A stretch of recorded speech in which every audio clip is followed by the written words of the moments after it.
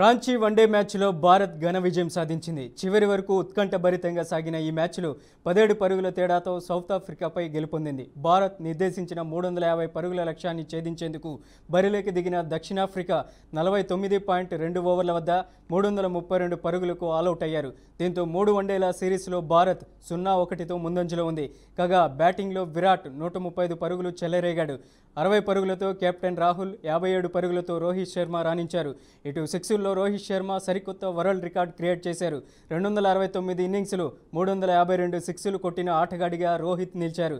మరోపక్క బౌలర్ కుల్దీప్ యాదవ్ అన్ని ఫార్మాట్లలో కలిపి 350 వికెట్లు మైలురాయిని చేరారు.